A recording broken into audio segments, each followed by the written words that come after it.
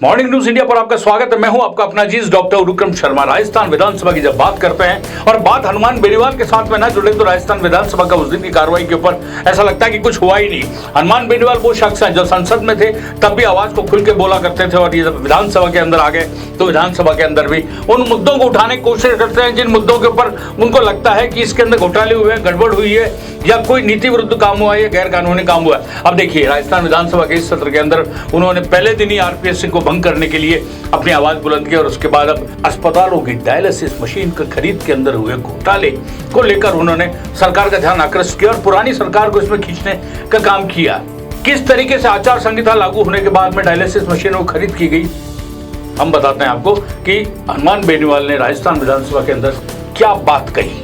हनुमान बेनीवाल ने राज्य विधानसभा में कहा कि राज्य की 182 सीएचसी और जिला अस्पतालों में मरीजों को तुरंत इलाज मुहैया कराने के लिए दो डायलिसिस मशीनें व आरओ सिस्टम खरीदने की बात उठाई। यह कार्य RMSCL द्वारा किया गया।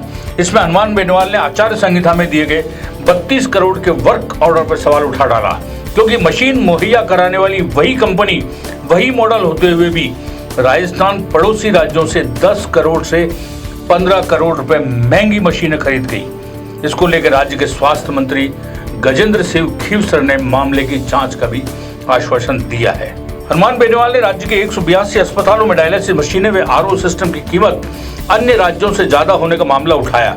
उन्होंने साफ तौर पर कहा कि दो डायलिसिस मशीनें खरीदने के लिए बिड वैल्यू 17.85 लाख रुपए रखी थी।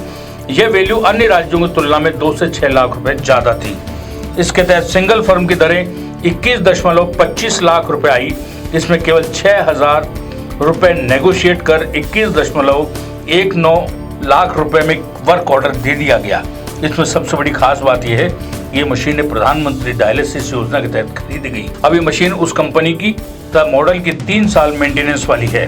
पड़ोसी राज्यों में इसकी कीमत जो है 6 से 10 लाख रुपए कम है। ऐसे में सवाल उठता है कि पड़ोसी राज्यों में 10 से 15 करोड़ रुपए ज्यादा देकर ये मशीनें क्यों खरीदी गई, सिर्फ सिंगल फर्म को वरीयता क्यों दी गई, उन मशीनों की कीमत दरें आस पड़ोस के राज्यों से न लेकर उड़ीसा से क्यों की। इतना ही नहीं बल्कि आनंद फानंद में दिए गए इस वर्क ऑर्डर में 2 माह में सिर्फ 80 मशीनें पहुंची, जहां ट्रेंड स्टाफ भी नहीं है। ऐसे में मामला तूल पकड़ने वाला है।